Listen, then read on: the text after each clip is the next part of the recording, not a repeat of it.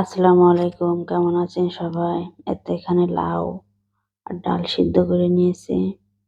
এখানে গোটা জিরা, পেঁয়াজ কুচি, রসুন কুচি, একটু হলুদের গুঁড়া দিয়ে পেঁয়াজ রসুনটা ভালোভাবে ভেজে নিয়েছি। তো নেওয়ার পরে লাউ ডালটা দিয়ে দেব। দেওয়ার পরে সামান্য একটু জিরার গুঁড়া দেব, দিয়ে নামিয়ে নেব। তো ক্যামেরায় অত সুন্দর কালার আসছে না, কালারটা অনেক সুন্দর হয়েছে। এখানে ইলিশ মাছ ভাজছি। এখানে আলুগুলো ওই তেলে একটু ভেজে নেব, হালকা করে ভেজে নেব।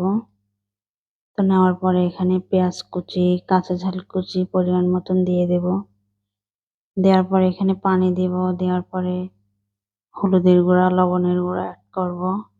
ঝোলটা ফুটে আসলে এখানে বেগুনটা কুটে ধুয়ে রেখেছি। তো আমার কিউট ভাইজি আমার কাছে চলে এসেছে। বেগুনটা সামান্য গলে আসলে এখানে জিরার গুঁড়া দেবো, দিয়ে মাছগুলো দিয়ে দেব। তো বেগুনটা হয়ে গেছে, কালারটাও সুন্দর এসেছে, কিন্তু ক্যামেরায় বোঝা যাচ্ছে না। এখানে ভেন্ডি ভাজি করছি তেল দিয়ে। ভেন্ডি, কাঁচা ঝাল, লবণ, হলুদের গুঁড়া।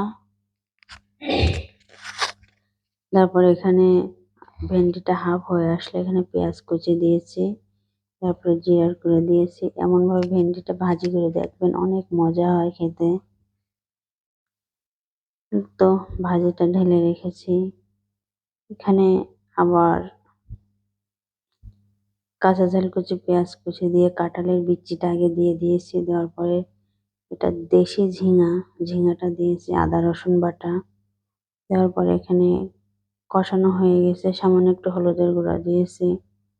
এখানে মাছের মাথা দিয়ে ঝিঙেটা রান্না করবো, এত মজা হয়েছে খেতে। এত অল্প একটু পানি দিয়ে দিয়েছি। দেওয়ার পরে নামিয়ে নেব। অফ ক্যামেরায় জিরার গুঁড়া দিয়েছি, এটা দেখানো হলো না। এতে ঝিঙেটা হয়ে গেছে। এখানে ডিম রান্না হবে, যেটা প্রতিদিন আমার ভাবির জন্য রান্না করি। সামান্য পেঁয়াজ কুচি, আদা রসুন বাটা হালকা ভেজে নেব। নেওয়ার পরে পানি দিয়ে এখানে গুঁড়া দুধ অ্যাড করব। তো 2 চামচ গুঁড়া দুধ দিয়েছি, আর ডিমটা দিয়ে দিয়েছি। আজকে ডিমটা ভাজিনি। এখানে জিরার গুঁড়া, গরম মশলার গুঁড়া, লবণ, হলুদ, চিনি একটু দেওয়ার পরে হালকা আছে ডিমটা রেখে দেবো। একটা ডিমটা হয়ে গেছে। তো কেমন হয়েছে সবাই জানাবেন। এখানে লেবু কাটা আছে। কেমন হয়েছে ভিডিওটা সবাই জানাবেন। আসসালামু আলাইকুম।